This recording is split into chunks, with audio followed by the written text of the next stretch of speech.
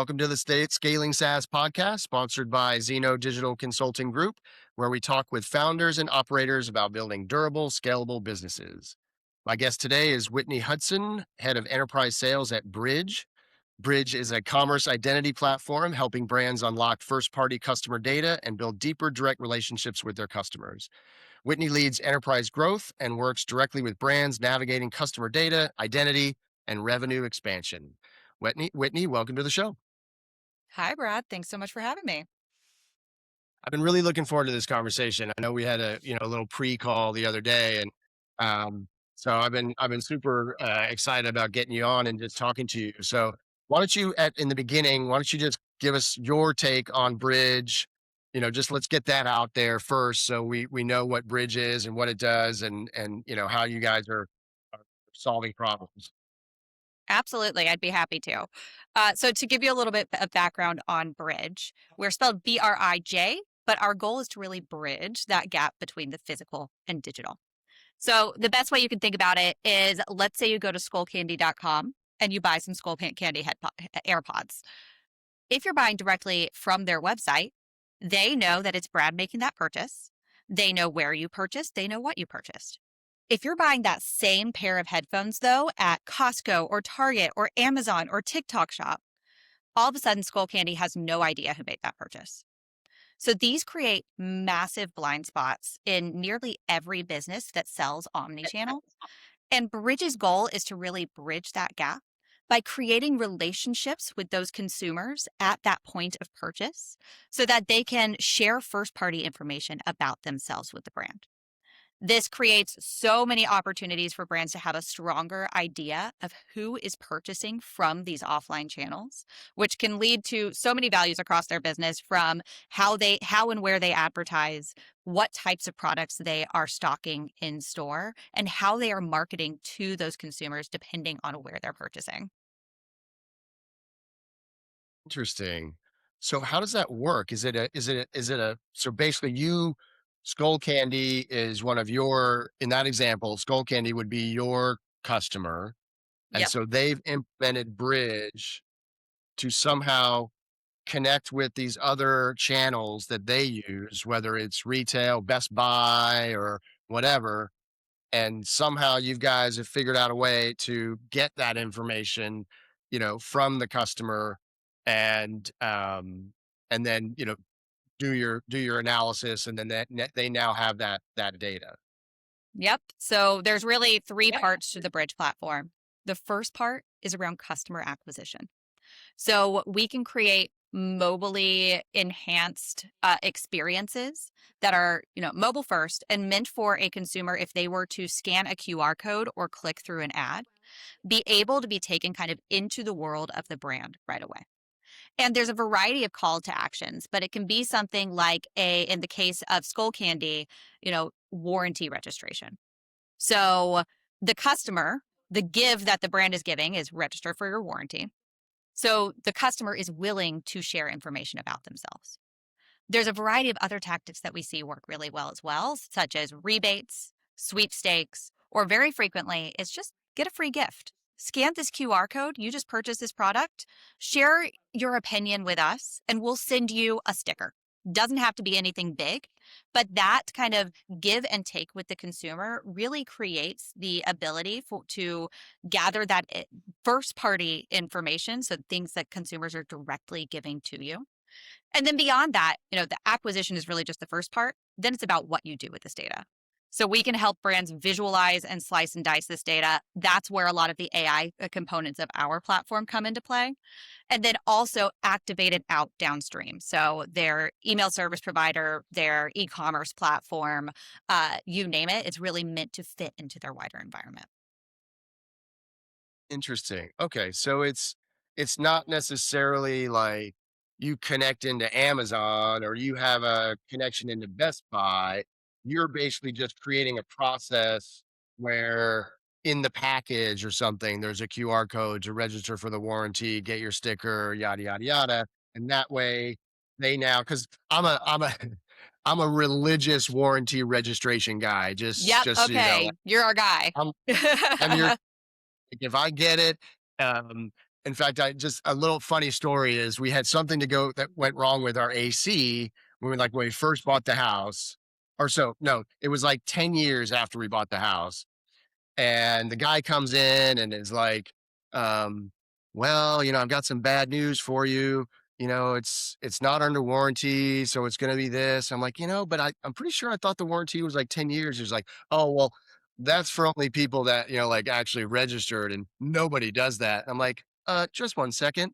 And I like literally like I pull up my Evernote because I use Evernote. I've been using Evernote for like 20 years or whatever. And I like do a search. And I'm like, "Is this the warranty you're talking about?" He's like, Oh, "Oh I my love this. god, yes." So anyway, but yes, so okay, so that actually makes a lot more sense, and so it's kind of an offline way of getting that first party data. Now it's in their system, so you're connecting all of those channels. You're not connecting the channels. You're now just learning where they're like. Okay, when I fill out the warranty, I have to choose. Oh, I got it from Amazon, or I got it from Best Buy, or you know, or whatever. Exactly, exactly. And then the other Okay. major area that we've been pushing into is also helping retailers directly. So, for instance, like Lowe's Home Improvement is a customer of ours. And the way that they use Bridge is that, when you are in aisle in a Lowe's, they very frequently it'd be super helpful to have a sales rep right next to you all the time, but that's not always the case. So we have really created the opportunity to create light landing pages that help inspire consumers. So when they scan through, let's say they're in the closet accessories aisle, they can scan that QR that says find out more.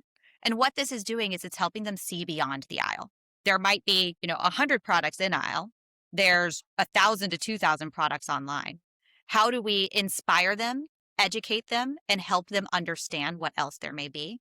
Because brands and retailers know that when someone is an omni consumer and shopping both across physical and digital, they very frequently have higher value to the brand and like significantly higher value. So in many cases, this is, if it's an omni consumer, they are 40% more valuable to the retailer.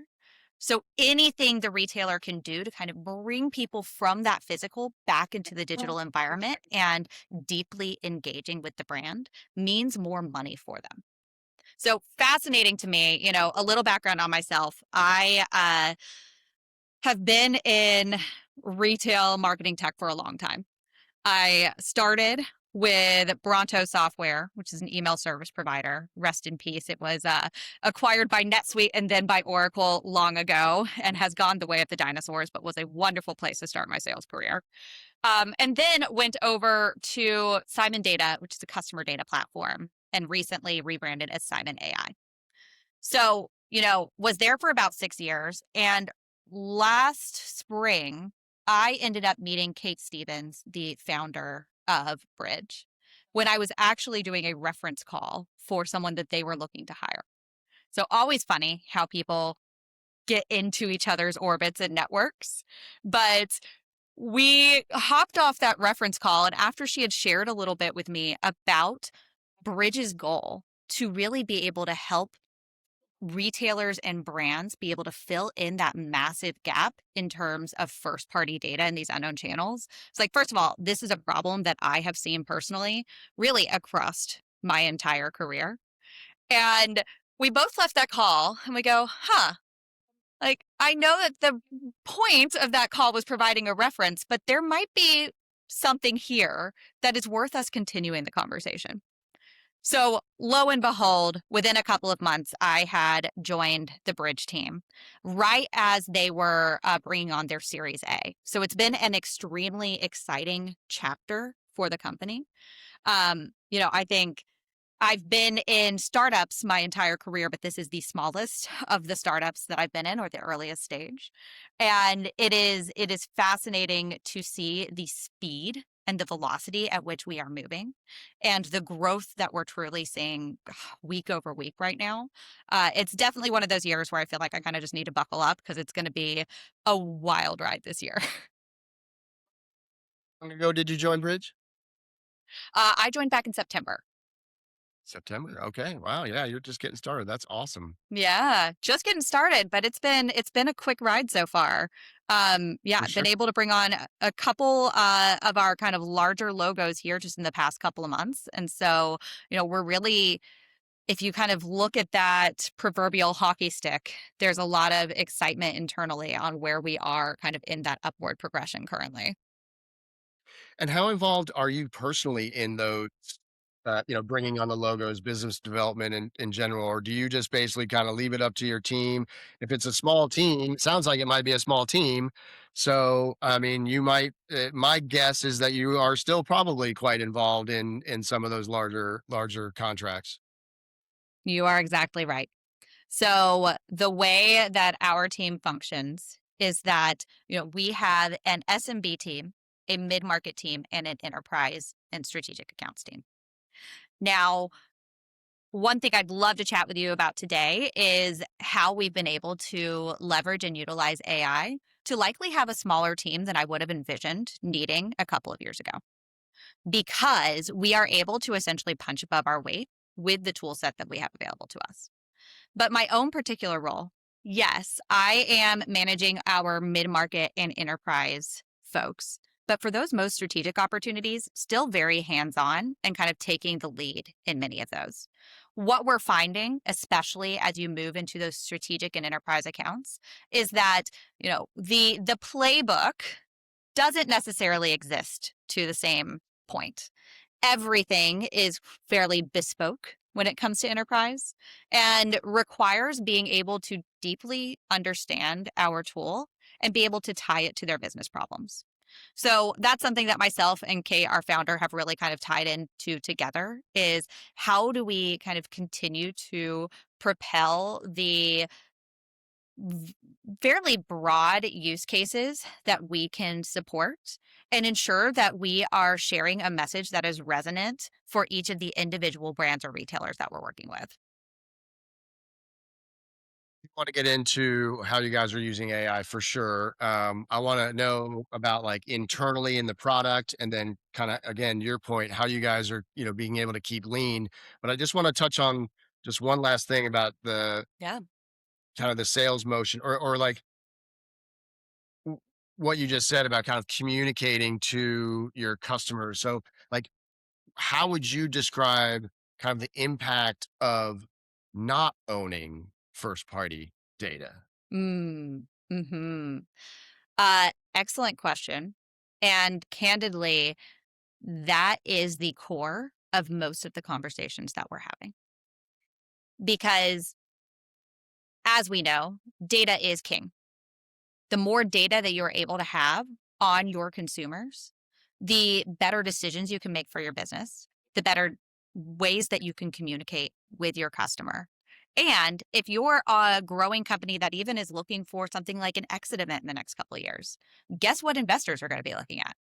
What data you have. Yeah. So, what is wild is we often think about it as a battery where the battery is totally full on that e-com D2C purchase side. You know a ton about your consumers. Yes, could you always know more? I'm sure that folks that focus on e-com would definitely say we'd love to know more. But as you move into social media channels, as you move into, TikTok shop where many brands are growing these days, and then especially as you moved into retailers like your Target, your Costco, your Sam's Club, that visibility really goes down to zero for most brands. So today, most brands are making educated guesses around who their consumers are that are shopping in these channels. And what we have found is that by being able to fill in some of these gaps, on average, using a variety of tactics that our brands use with us, we're able to capture somewhere between 5 and 15% of all customers that are coming in and making that purchase in person. Now, being able to fill in 15% of that puzzle that was fully empty before can have a lot of implications. One area that's been really interesting to explore lately is the impact that it has on meta spend, for instance. Many brands, as they are creating lookalike audiences in Meta, are really doing so only based on their direct to consumer data. Yeah. If they can also feed in retail and offline purchases, this creates a stronger picture for Meta. And we can really serve as that bridge to be able to identify offline purchases and where they're occurring and pass them to Meta. And then Meta works their algorithm magic. I will not be the first to say I completely understand how all that magic Yeah. works, It's but crazy. on average, it's crazy. On average, what we're Mhm. finding is if you can start feeding in those offline orders, it can decrease your CAC, your cost of acquisition per customer, by about 17%. That's massive for brands that are spending literally millions on acquiring these customers every year. If they can shave off 17% just by providing richer data on offline purchases to Meta, absolutely massive. So, yes, back to your original question, having data from offline channels, yes, it helps you market better to your customers, but it also can help just in the decision making across your business and how you're spending money today. Well, I mean, I think you highlighted, right? It's both a revenue generator and a cost saver, right? I mean, it's not just better marketing, but with better marketing, you can reduce your, cost per acquisition. And so now you're gaining on both sides of the ledger, right? Exactly. Yes. You want to come sell Yeah, for Bridge? that's funny. It's funny because I've been in sales. I started my career in sales, and I'll throw out a name that a lot of people that I've talked to in today's day and age don't even remember. But I started my career at Compaq Computer in Houston, Texas. They're no longer around. They got bought by HP long time ago. It became just a computer brand of HP, and then it just went away. But no, I've definitely carried a bag before, and it's got its upsides and its downsides for sure. That it does. Yep. But honestly, I do think that being able to sell is the foundation for nearly every role. Founders that can sell are going to outsell others. Yep. If even on the product side, being able to communicate well what customers need, like that is really, I think if I were to boil it down, what sales really comes down is yes, communication, but also being able to listen and understand what a customer actually needs and be able Yep. to draw that dotted line to your product. Those are Yep. super transferable skills. I'm actually curious, Brad, having been in sales once upon a time, do you find that those skills have been, translatable to where your career has progressed? No, I absolutely 100% agree with you. I mean, I eventually moved in more an operational role. So, when I was at Compaq, we were redoing our CRM system back. That was back when Siebel was the 500-pound gorilla in the CRM space. So they came in and started doing it, and I realized like that's really what I want to do. So I ended up being a consultant for Siebel in the CRM space. I only did it for a year because it was 100% travel, and I didn't Oh, really like that. It's one of those typical kind of consultants, wake up Monday morning, go to your spot, come back Friday, go, it was just I was like, "Okay, this is really cool, but I don't like that." But to your point, even in an operational role, in a consultative role, understanding that what you just talked about, that communication skill, that being able to listen, being able to tie those dots, connect those dots together, it's a hugely valuable skill. And I've said that for years. I mean, if I tell a lot of people, a lot of young people that I talk to, if you want to get into technology, go start in sales. Like just yep, jump in, learn sales, and you can kind of go really anywhere from there in the organization. You can go into marketing, you can go into operations, you can, go into product if you like, because now you've literally spent face time with customers. I mean, so there's so much value that you get from carrying a bag that, it can go anywhere. absolutely agreed. Well, let's talk about what you were saying earlier. So tell me, so let's start with how your team is using AI and why, how is that keeping you so lean? Yep. I think you made a great point earlier. We really think about AI in two buckets at Bridge. There's internal leverage and how we are using that across our various teams. And can definitely go into detail on specifically the sales org and what that's done for us. And then there's the product leverage side. So how that actually comes to play within our product. So focusing in on, the business operations side and the sales operations side, I really think that AI helps us operate like a company twice our size. And, for those of us that have been around the block for a little bit here, the last 2 years have truly been a wild ride in terms of what the day to day looks like. It looks very different than what it used Very. to look like. And, I think just to go into specifics of what that means for us, we have really pushed our team to embrace AI.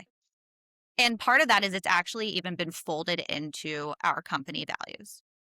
So if we think about what an employee should embody, one of those pieces is having an AI first mindset. So understanding how, taking that moment to think, how could AI help me do this thing better? Is this a repeatable task that I need to be doing? Or is this something that I can offload to one of the many AI tools that we have? So, first, I think it's a mindset thing.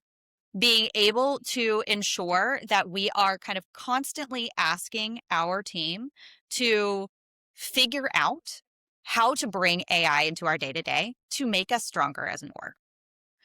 Some of the ways that that's come out in practice, I think first, AI has kind of become synonymous with ChatGPT, but that is definitely not the case. I think that like ChatGPT is a great, fantastic tool, and where we find that we're using ChatGPT frequently is, uh, you know, any opportunity that I may have. I share some details about who I'm speaking with, what that company does today, help me kind of figure out how BRIJ can help them, and really using it as almost a back and forth where I can try out ideas and have that conversation internally before I'm having it externally. Yep. But beyond ChatGPT, I think some of the biggest ways are, where can we bring tools and bring them into our CRM, for instance? So, there's many a chat recording tool out there or call recording tool out there, but the one that we've recently been using is a company called Attention. And Attention records those calls, creates transcripts, you're able to slice and dice them. But some of the things that have been really interesting is there's a lot of integrations into CRMs like HubSpot.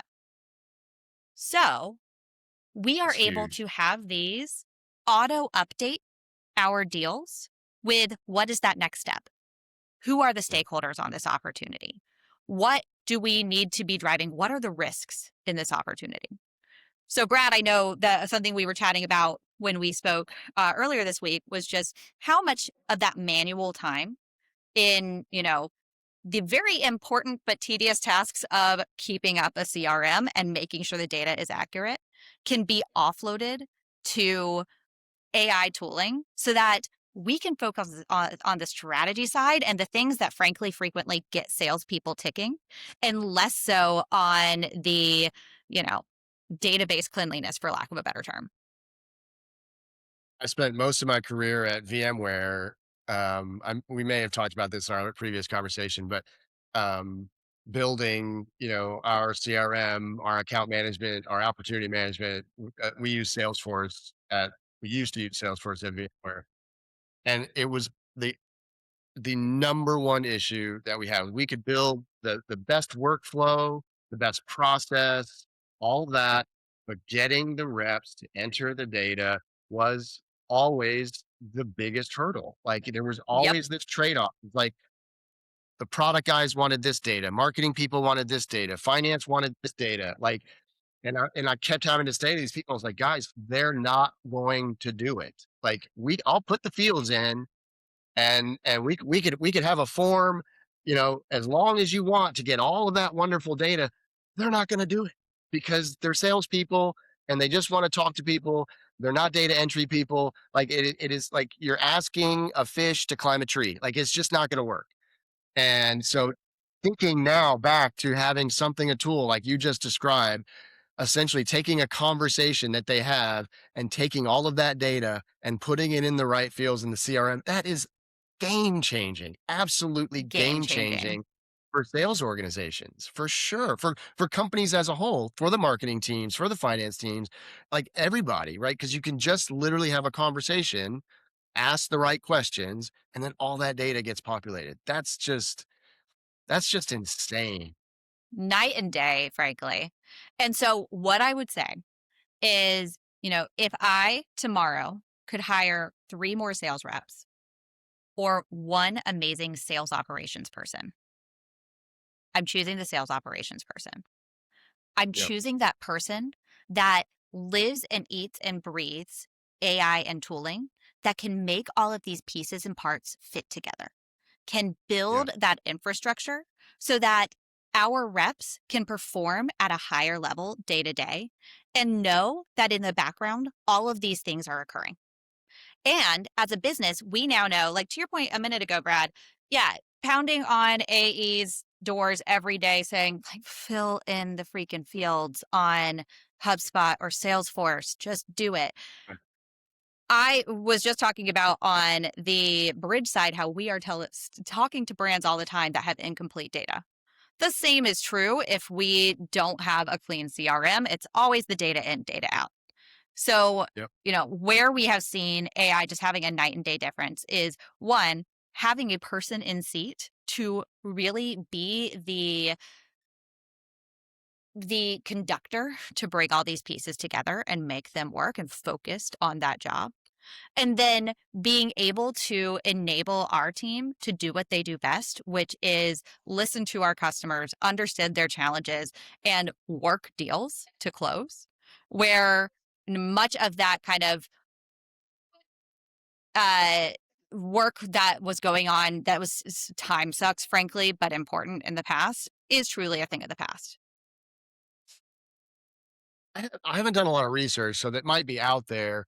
But one of the things that I haven't seen is a tool. And again, this is just me being ignorant because you're probably going to be like, "Oh, there's 15 of them," because this is where you live. But from a forecasting perspective, right? Mm, Like a lead scoring, a forecasting, hmm what's the percentage that this deal is going to close? What are the next steps that I should do? I haven't really seen that. I've seen a lot of what you're talking about is just kind of pulling data, sticking it in a field, but I haven't seen a Yep. lot of kind of forward looking forecast analysis. Are those tools out there? They certainly are. And I will say we are on our path. So, our goal is to continue to build up kind of our suite of tools to be able to assist both in the kind of like field collection, but also in stronger forecasting. And frankly, I think in our case, that CRM will still remain the backbone. So having Sure. HubSpot be that backbone as that central point of truth will be important. But going back to attention, that call recorder, it has an AI agent built in where very similar to ChatGPT, you can chat back and forth, but you're chatting with your deal's data. So it can Right. go look through the 4 calls that you've had with a specific opportunity, and you can say, what are my risks for this deal? And it will specifically say, out of these 4 calls you've had over the last 2 months, here's the risks that we identify. Here is your path forward. So, that was something I was kind of manually doing over the past year or Mhm. so in ChatGPT, like taking a transcript, throwing it in ChatGPT, asking questions of it. But the less that we have to kind of take it from one place to another, if we can just have that live in our call recording software and then be able to pass forward the important things to our CRM, I think that is our end goal, is really to have the minimum number of tools to accomplish the maximum goals in understanding the health of our deals, what is likely or less likely to close. So one other like piece to fill in there is we are a huge Slack organization. We've got a hybrid team. So about half our team goes into our New York office, about half our team is remote. So we live and die by Slack. We have a lot of Slack automations as well. So when a call is finished, attention will go through. And we have created what is our rubric for a good call. A Right. score of 0 to 100 across a variety of different areas. It will score that call and say, out of 0 to 100, you got a 77%. This was good, but you're missing these areas. On your next call, that's what you need to collect. The discovery is never done, but as much as we can help our reps in shoring up those areas and recognizing, it's always so much easier when you're not on the line to recognize, where those gaps may have been that you could fill in. So having something that says, you missed these two areas, make sure that you understand next time, what their close date is and what that process is to close, then you can go in armed for that next conversation as well. I mean, it makes me want to get back into sales. Geez, like it's just it's such a different world. I wonder what like forecasting calls are going to be like. I mean, Yeah. why even have them, right? That you're the VP, you could just chat with the data. Like you don't even need the rep because that's all forecasting calls were was like, Yep. the VP, the sales VP just grilling all the sales reps and the sales managers, right? What's the percentage? What's your number? Why is this at risk? All that stuff. It's all right there. You literally just ask it. Or it could It's literally do it, so deliver a report to you every week with all the questions that you would ask in your forecasting call. And like, I don't need to take up their time because I mean, we would have forecasting calls that would last for hours, right? yes. Hours and hours, right? And it's a lot of it's a complete waste of time if you could get the data. So having some sort of automated forecasting report that has all of the risks already defined, just basically sent to you every week, like that's another, I keep saying game changer, but like it's crazy. It's so funny you mentioned that because 30 minutes before our call now, we were supposed to have our weekly forecasting call. As of yesterday, we decided to scrap it. And it is literally exactly for what you said. Like Yeah. we have found that, getting the team together for 30 minutes or an hour every week to do exactly what you just said, to say, why, where is this deal today? Why have you not filled in this field here? What is at risk? It wasn't a good use of team time. Yep. So instead, we're bringing that into one-on-ones with individual reps and being able to do analysis on these opportunities to send out a weekly kind of, quick debrief on what's close to close, what's at risk and why, and saving everybody an hour of their week where it wasn't productive time. And as much Yeah. as possible, pipeline is one example of that, but that's something we've really kind of asked of ourselves is which of our internal meetings are actually pushing the ball forward and what is a meeting for meeting's sake. Right. So while this is not AI based, one thing that I think has been, hugely helpful for our team is we do not have an internal meeting that does not have an agenda. Yeah. Every internal meeting has an agenda. It also has, everybody has put in their team thoughts beforehand and everyone has pre-read it. It does create more homework. It I was gonna also say, creates, yep, sorry, go I ahead. was not to Yep. I was just saying, like, what's been the reaction to that? Because Mhm. I think every company goes through that motion, Yep. right? Because you kind of you start to have a lot of meetings and then people start to react to that and they're like, no, no, no, no, like it's gotta have an agenda. You gotta like, and there's usually a lot of pushback. So how did your Yep. team, take to that? Yeah. So I think we had to figure out that kind of right sizing. There was a Yeah. period, to your point, where I think there were too many duplicative areas where you would need to fill out something for your one on one with your manager, for the all team meeting, for the cross functional meeting. And a lot of these Right. would be different flavors of the same information. Right. And instead, we basically have said, hey, for leadership that is in this cross functional meeting, this is your primary. This is what you need to make sure that you fill out every week because this is how our teams are communicating on what needs to move forward together. These other areas, you should likely be able to pull from your cross functional breakdown so that you're able to communicate things forward. But the goal is to ensure that, I will say, going back to even the idea of the CRM and filling in things, it's homework. But like Sure.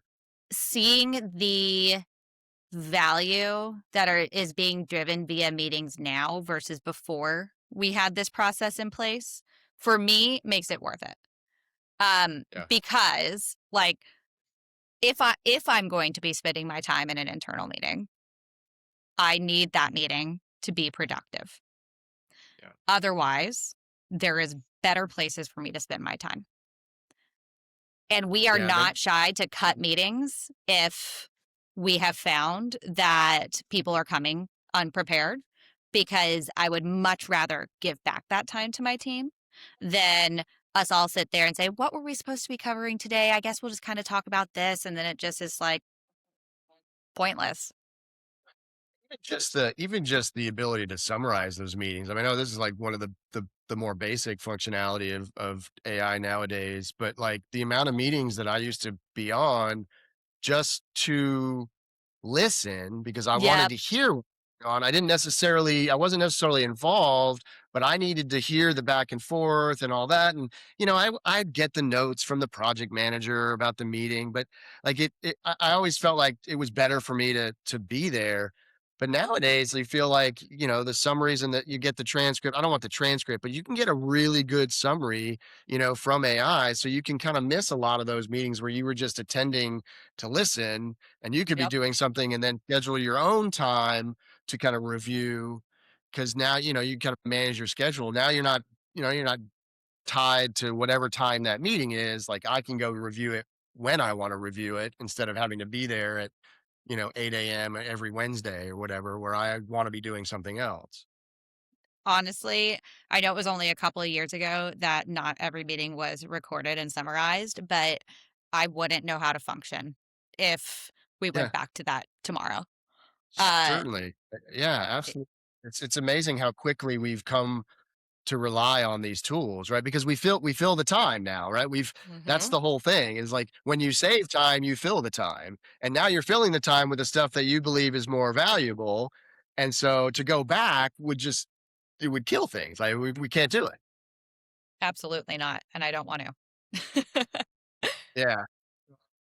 I know that I said this was going to be 30 minutes and we were like already 7 minutes over. Are you okay staying on for a little bit longer? I'm really enjoying our conversation. Absolutely. Yeah, I can stay till top of the hour. And just so you know, before we wrap, I did create just a list of our top tools.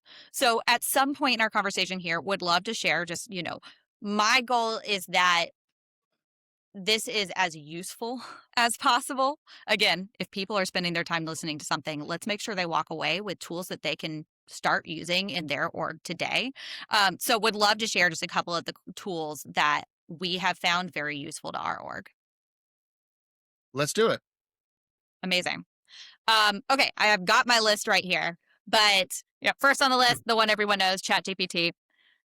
Ensure that your team is utilizing ChatGPT or some version of it, Claude, ChatGPT, you name it, to have that conversation about your opportunities.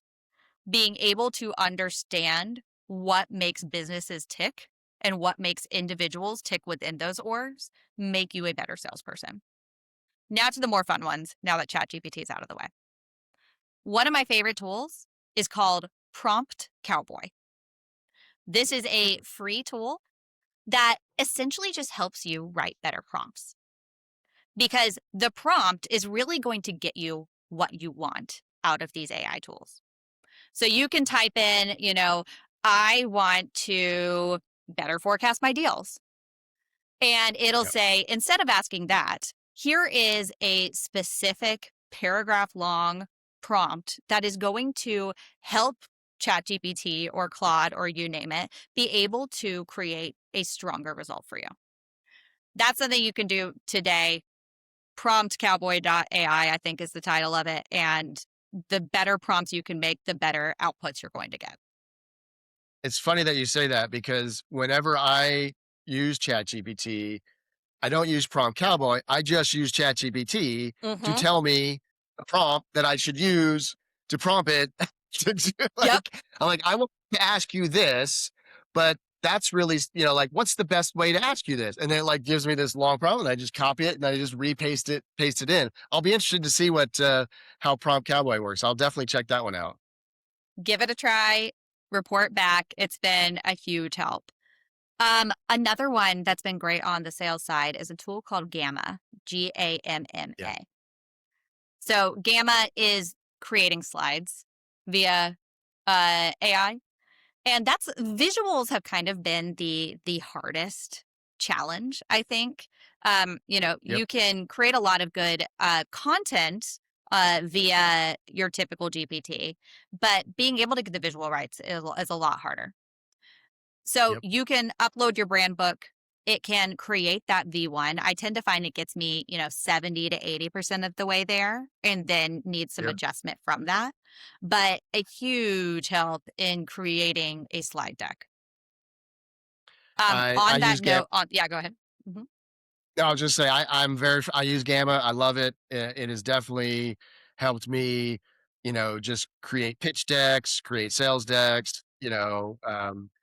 I found it extremely useful. I haven't experimented with some of the others that are out there just because I've been really happy with it. I do Yep, love how it is very capable in that organizational way of taking data that you might have put in bullet points, but it recognizes that it's really actually a flow. So it puts it in like a 1, 2, 3, 4, or an arrow, or it's like really good at analyzing what you're telling it and visualizing it in a way that not necessarily with amazing graphics, but just in a way that it tells the story better.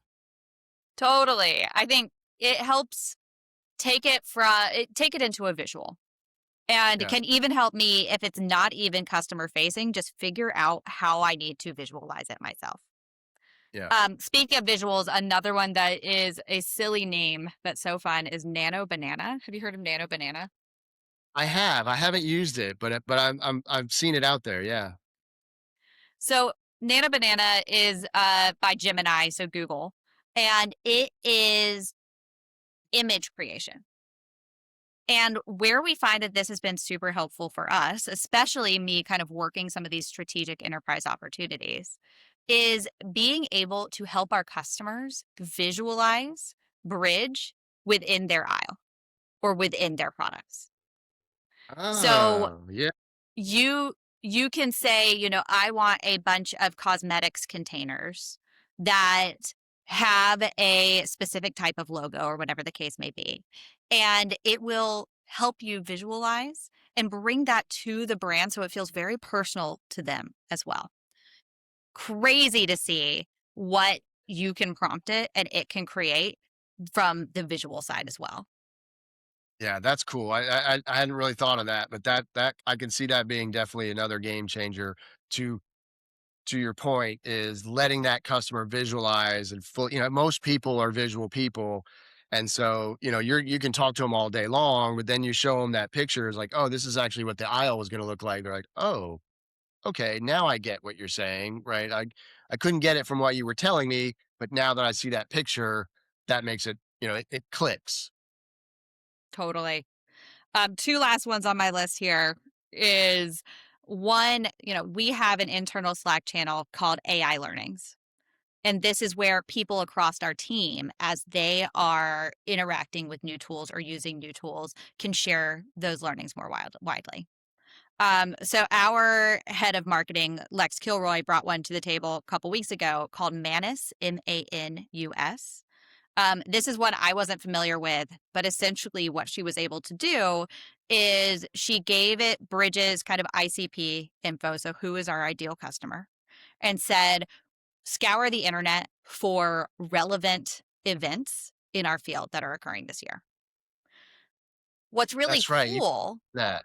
Yeah, yeah, I so think it you mentioned. generates the list. Yeah, but beyond just generating the list, it creates it into an interactive web page. So the formatting is super, super interesting because it's a beautiful web page that has this calendar of all the Q1 and Q2 events that are in our field. That becomes very easy to share both internally and externally. This one I haven't dug into in specifics yet, but can definitely see some translations for the sales side of the org as well. Oh, And yeah. that's the thing is there are new tools every day. Like it is just, we're in that period of just such quick movement right now that I could have this conversation, Brad, with you in 3 more months and have another 8 tools on my list. Well, that was the question that I was going to ask you is, and we ran into this, 10 years ago, but nowhere near what it is today. How do you deal with committing Mm, to, let's say, like even just HubSpot? HubSpot's not doing so well as far as, their stock price, I mean, we've got some like, okay, now we tack on another AI tool, the sales forecasting tool that's, integral into our process. And then literally in 3 months, some other tool comes out that like blows it out of the water. Like, how do you commit to some of these like contracts that you have to do with these vendors and knowing that there's probably going to be something better in months, not years? yeah. Yeah. Uh, the pace these days, honestly, is dizzying, to your point. And, I think there's a couple aspects that like I can touch on there. First, it's what we do for our individual employees. So we give everyone a small budget that, maybe traditionally would have gone to like go to this conference to say, use whatever tools you want this year. Many of these tools, like your Claudes, your Geminis of the world, are like $20 a month. Right. Rather than getting a full corporate license for it, we're going to say, use what makes sense for you in your role. You've got this fund that you can use for it. Use it for 3 months, switch to something else. Like you are in control. Just make sure that Hmm, you have tools that help you do your job. So that's part one. And then from the I like actual that. like org lens, you know, I think recognizing that you're going to have to be flexible and that we're not going to, I will say, we're not going to sign anything over a year because who knows where the world's going to be in a year with many of these Yeah. tools. I mean, we would sign 3-year, contracts with companies Yep. back in the day. Yep. You And we can't do don't that see now. that on the sales side very frequently anymore. Sometimes in the Yeah. enterprise still, but tool dependent, like not always going to be the case. But I Yeah. think like, I brought up attention earlier as our call recorder. We actually just switched from another provider to attention. And Sure. it was for that very reason. They were moving faster, they were doing more. We could fit it better into our environment so that it could enable all these things for our org. Will it be the right tool for us in another year from now? Who's to say? But we are making the decisions for our org in this moment and knowing that we have, our sales operations lead, Ariel, really always staying up to date on what is the latest to help our org kind of navigate where this is going because it's the biggest period in my career of just quick change. And we need to ensure that we are as nimble as the market is right now. We are 5 minutes to the top of the hour, so I feel like I need to let you go. I'm sure you're super busy. I have absolutely loved this conversation, Whitney. I'd love to follow up with you. Maybe out. We don't have to record it. I'd just love to hear more about BRIJ and what you guys are doing. I think you see the world very similar to me, and kind of how what your role is and how you do that. And so I'd be really interested in talking more about what you guys are doing and just learning more about BRIJ and your internal operations because this kind of stuff just it fascinates me. I love it. I spent most of my career in ops, not sales ops. We were the kind of the digital transformation, you know, tool, org, that worked Yep. with sales, all those guys. And so it's definitely in my DNA. And I love learning more about what companies are doing and how they're solving these, pretty complex problems with the tools that are out there today. Yeah. Well, Brad, absolutely a pleasure speaking with you today. I think that I would welcome even coming back on the podcast in a couple months and seeing where things are at that point in time, especially for, nimble, fast growing orgs. This is the time to really latch on to many of the new tools that are available to us to be able to grow faster. And that's our main job is how do we ensure that we have the right people in seat, but that we're really able to maximize the output, but also the kind of depth that each of our team members can bring to the table by bringing in tools like this, both from the operational side as well as from the kind of strategic support aspect as well. Absolutely. Well, Wendy, it was a great having you on the show. Where can people find you if they want to learn more about you or Bridge? Of course. Well, would love to get in touch. LinkedIn, probably the easiest place to find me. Just Whitney Davis Hudson. And the company is BRIJ, BRIJ. You can also email me at any time. Email's just whitney@bridge.it. Awesome. Thank you so much for being on the show. Thanks, Brad. Really appreciate it.